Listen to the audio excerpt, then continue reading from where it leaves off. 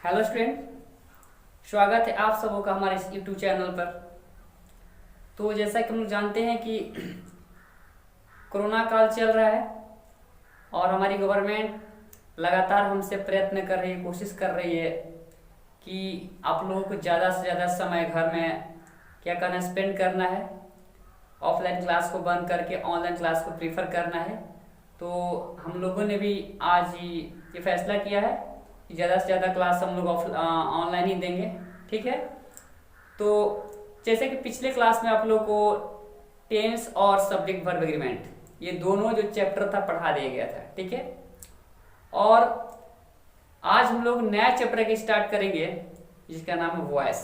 ठीक है। आज हम लोग पढ़ेंगे वॉइस, जिसको हिंदी में हम लोग क्या बोलते हैं, वाच्य बोलते हैं। ठीक है। तो आइए सबसे पहले उसकी उपयोगिता जाने।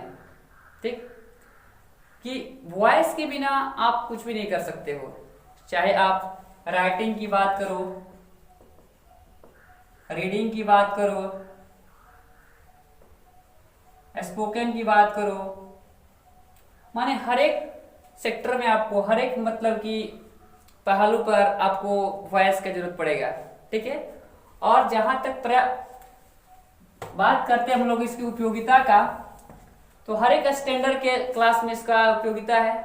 ठीक है। चाहे 9th हो, 10th हो, 11th हो, 12th हो, मतलब 11 12 तो मस्ट है ही।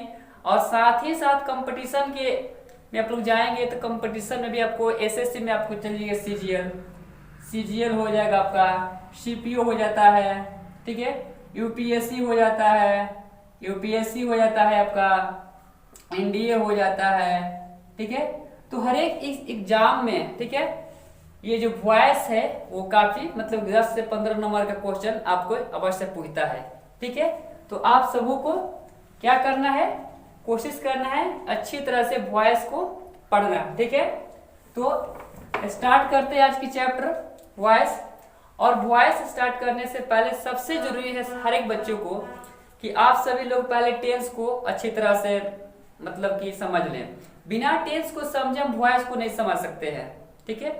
तो वॉइस को जानने से पहले टेंस का जानना अति आवश्यक होता है, क्योंकि टेंस के द्वारा ही वॉइस का फॉर्मेशन होता है। ठीक।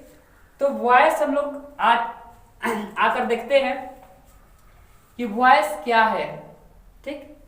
तो हम इंग्लिश का फॉर्मेशन जब करते हैं, इंग्लिश में कोई सेंटेंस बोलते हैं, तो या तो हम लोग उसमें सब्जेक्ट के द्वारा कोई कार्य होता है या सब्जेक्ट पर ही कुछ घटित होता है।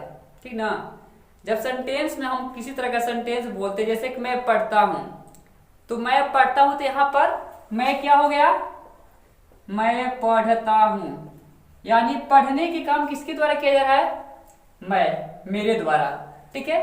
तो मैं पढ़ता हूं, तो इस सेंटेंस में कोई काम कौन कर रहा है, सब्जेक्ट कर रहा है। ठीक ना।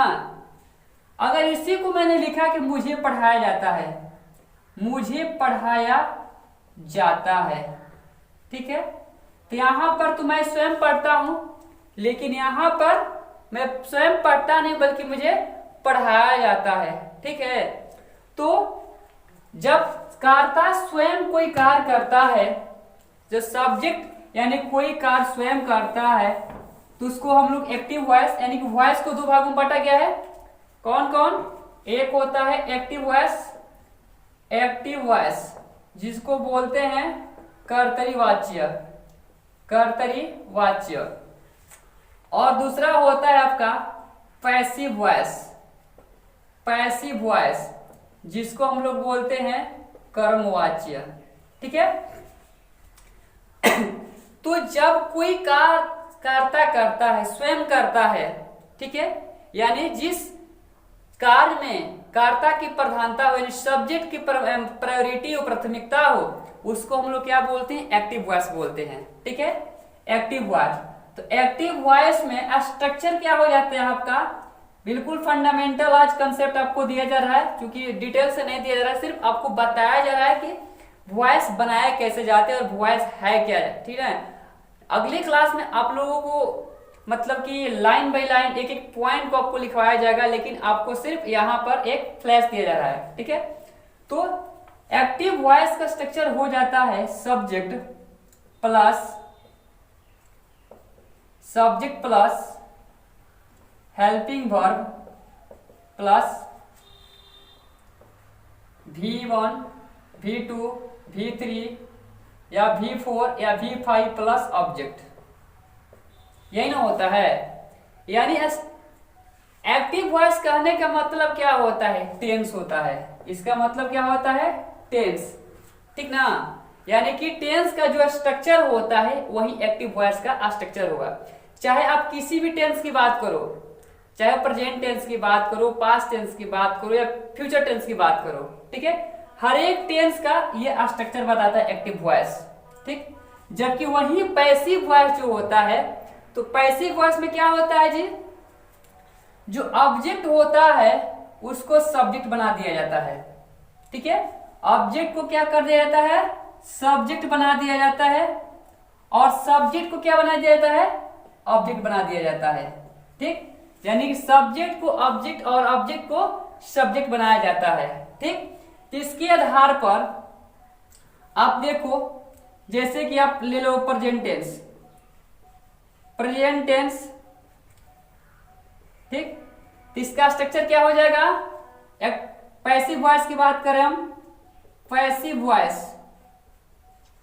प्रेजेंट की बात करें तो इसका पैसिव वॉइस में स्ट्रक्चर क्या हो जाएगा, सब्जेक्ट प्लस, क्योंकि यहां पर हेल्पिंग वर्ब यानी कि जो टेंस है उस टेंस का हेल्पिंग वर्ब यहां पर हमको रख देना है, ठीक है। यहां पर प्रेजेंट टेंस है, प्रेजेंट टेंस में इज एम आर लगता है, तो subject plus is am are plus V3 plus object, यानी कि जो ये सब्जेक्ट है क्या बन जाएगा, ऑब्जेक्ट बन जाएगा, और ये जो ऑब्जेक्ट है यहां पर करके सब्जेक्ट बन जाता है, ठीक है। जैसे कि हम बात करते हैं राम लव्स सीता, राम लव्स सीता, राम सीता को प्यार करते हैं, ठीक है। तो इस सेंटेंस में देखिए राम क्या है, सब्जेक्ट है, ठीक। लव क्या है, V5 है, और सीता क्या है, ऑब्जेक्ट है, ठीक। तो इसको क्या करना है जी, सब्जेक्ट को ऑब्जेक्ट बना देना है और ऑब्जेक्ट को सब्जेक्ट बना देना है। तो यहां पर सीता है ऑब्जेक्ट, यहां पर लिख दिया सीता। अभी मैंने स्ट्रक्चर में, प्रेजेंट में स्ट्रक्चर लिखा है क्या, प्रेजेंट में स्ट्रक्चर लिखा है subject plus is am are, क्योंकि सीता है एक नाम है, सिंगुलर नंबर है, तो इसके साथ इज लगा देंगे, सीता, ठीक है। उसके बाद इज, और क्या करना है जी, V3, लव का V3 क्या हो जाएगा, लव्ड, यानी सीता इज लव्ड, और बाई का प्रयोग इसमें कर देना है एक पैसिव वॉइस में, ठीक है। यहां पर बाई लिख सकते हैं प्लस ऑब्जेक्ट लिख सकते हैं, ठीक ना। तो Sita is loved by Ram, Sita is loved by Ram, यानी सीता राम के द्वारा प्यार की जाती है। तो देखिए इस सेंटेंस में राम क्या है, सब्जेक्ट है, राम प्यार करने का काम कर रहे हैं सीता को, सीता यहाँ पर ऑब्जेक्ट है। लेकिन यहाँ पर पैसिव वॉइस में जब मैंने इसको चेंज किया तो काम करने का काम किसके द्वारा हो रहा है, सीता के द्वारा। Sita is loved by Ram, मतलब कि इसमें ऑब्जेक्ट की प्रधानता हो गया, ठीक ना। तो ये आपका हो गया प्रेजेंट इंडेफिनिट टेंस, ठीक है, प्रेजेंट टेंस। इसके बाद देखते हैं हम लोग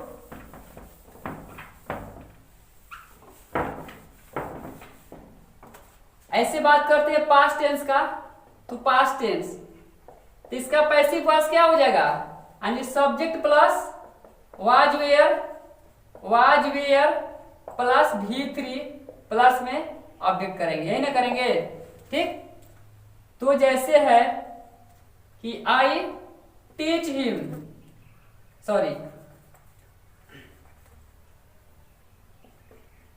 आई टॉट हिम, मैंने उसे पढ़ाया, यानी पास्ट टेंस है, ठीक है, आई टॉट हिम। अब इसको हम चेंज करेंगे तो चूंकि क्या है, ये ऑब्जेक्ट है, ठीक है, और ये सब्जेक्ट है, ठीक। तो इसको इधर लाएंगे और इसको इधर लाएंगे तो क्या हो जाएगा, इसको इधर लेकर जाएंगे, इसको इधर लेकर आएंगे, तो हिम को इधर लाएंगे तो क्या हो जाएगा, ही, ठीक है, और ही के साथ क्या लगेगा, वाज, ही वाज, और टीच का तीसरा रूप टॉटे होता है। ही वॉज टॉट बाई, और आई का क्या हो जाता है, मी। यानी नोमिनेटिव केस किसमें, सब्जेक्टिव केस ऑब्जेक्टिव केस में चेंज होता है, ठीक ना। ऐसे ही आप बात करते हो, ये तो आपका पास्ट हो गया। अब बात करते हो आप परफेक्ट का, कंटिन्यूअस का। आप बात करें कंटिन्यूअस का, चाहे वो कोई भी कंटिन्यूअस हो, प्रेजेंट कंटिन्यूअस हो, पास्ट कंटिन्यूअस हो, फ्यूचर कंटिन्यूअस हो, तो इसका स्ट्रक्चर क्या हो जाएगा, सब्जेक्ट प्लस, इसके बाद हेल्पिंग वर्ब जो रहेगा, उसके बाद बीइंग रहेगा, यहां पर बीइंग, प्लस में V3 प्लस में ऑब्जेक्ट, ये रहता है जी। तो सबसे पहले कंटिन्यूअस हम लोग बात करते हैं प्रेजेंट कंटिन्यूअस का, ठीक है। जैसे कि मैं एक पत्र लिख रहा हूं, I am writing a letter, मैं एक पत्र लिख रहा हूं, ठीक है। तो देखिए यहां पर लेटर क्या है, ए लेटर ऑब्जेक्ट है और आई क्या है, सब्जेक्ट है। तो इसको इधर लाएंगे तो क्या होगा, ए लेटर, चूंकि एक लेटर है तो यहां पर इज लिखेंगे हेल्पिंग वर्ब के रूप में। तो a letter is being written, चूंकि तीसरा रूप लगाना हमको है ना, रिटेन बाई, आई के क्या होता है, me. A letter is written by me, ठीक है। तो ये आपका कंटिन्यूअस हो गया, ठीक है। चाहे वो प्रेजेंट कंटिन्यूअस हो या पास्ट कंटिन्यूअस हो, सब में यहां पर helping verb plus being plus V3 का प्रयोग होकर ही रहेगा, ठीक है। अब हम लोग बात करते हैं, चलते हैं परफेक्ट का, ठीक है। परफेक्ट की ओर चलते हैं। तो प्रेजेंट हो गया, पास्ट हो गया, आपका कंटिन्यूअस हो गया। इसके बाद चलते हैं परफेक्ट में, परफेक्ट टेंस, ठीक। तो चाहे कोई भी परफेक्ट हो, चाहे प्रेजेंट परफेक्ट हो, चाहे पास्ट परफेक्ट हो, चाहे फ्यूचर परफेक्ट हो, तो इसका स्ट्रक्चर क्या होता है, सब्जेक्ट प्लस, यहां पर हेल्पिंग वर्ब हो जाएगा, प्लस V3 प्लस में ऑब्जेक्ट,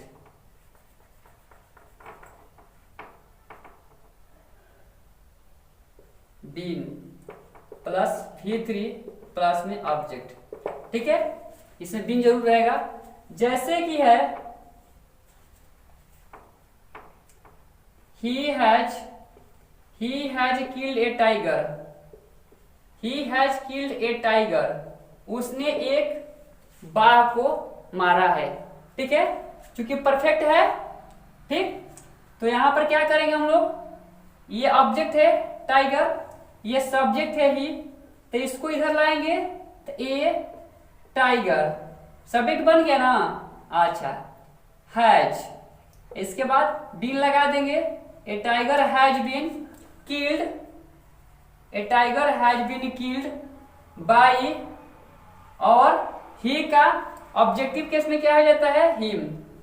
तो he, a tiger has been killed by him, ठीक है। ऐसे ही आपको बनाना है पास्ट परफेक्ट का, तो पास्ट परफेक्ट का भी यही मतलब का स्ट्रक्चर होगा और फ्यूचर परफेक्ट का भी यही स्ट्रक्चर होगा, ठीक है। तो ये आपका हो गया पूरी तरह से सब टेंस का। चलिए अब हम लोग बात करते हैं इंट्रोगेटिव का। इंट्रोगेटिव देख लेते हैं हम लोग। इंट्रोगेटिव सेंटेंस, प्रश्नवाचक अगर रहता है तो ऐसे कंडीशन में वॉइस कैसे बनाया जाता है, ठीक। तो यहां पर क्या बोलते हैं, सबसे पहले helping verb plus subject plus V3 plus में ऑब्जेक्ट प्लस में क्वेश्चन मार्क। जैसे है कि do you love me, do you love me, क्या तुम मुझे प्यार करते हो, देखिए इंट्रोगेटिव है ये। तो क्या करना है जी, सबसे पहले हेल्पिंग वर्ब रखना है हमको, ठीक। तो चूंकि इसको इधर रखना है, यानी कि ये ऑब्जेक्ट है और ये सब्जेक्ट है, ठीक। तो इसको कहा उधर ले जाना और इसको इधर लेके जाना है, ठीक है। तो मी का सब्जेक्टिव केस में क्या हो जाता है, आई। तो यहां पर चूंकि हमको हेल्पिंग वर्ब रखना है, हेल्पिंग वर्ब रखना है ना, तो मी का हेल्पिंग वर्ब यानी कि आई के साथ क्या होगा, एम होगा। तो लिखेंगे एम आई, और लव का तीसरा रूप क्या होगा? Loved. Am I loved by you का you, am I loved by you. ठीक है, तो ये आपका प्रेजेंट टेंस है। इसी तरह से आपका पास्ट टेंस भी बनता है, इसी तरह से फ्यूचर टेंस का भी बनता है। यानी प्रत्येक टेंस का जो इंट्रोगेटिव है सेम स्ट्रक्चर है, ठीक ना। उसमें सिर्फ क्या होता है, हेल्पिंग वर्ब अलग हो जाता है, उस किसी में बीन लग जाता है, ठीक है। तो चूंकि आज ये फ्लैश बैक है, आपको बताया गया था कि मतलब कि कैसे बनाया जाता है वॉइस, ठीक ना। अगली वीडियो में वॉइस के हर एक पार्ट को अलग अलग तरीके से बताया जाएगा, ठीक है। तो आप लोगों को वीडियो अच्छा लगे तो इसको ज्यादा से ज्यादा शेयर कीजिएगा और कोशिश कीजिएगा ज्यादा से ज्यादा समझने का। और किसी तरह का कोई प्रॉब्लम हो तो मुझे फोन करके बात कर सकते हैं, ठीक है। तो आज के लिए इतना ही, धन्यवाद।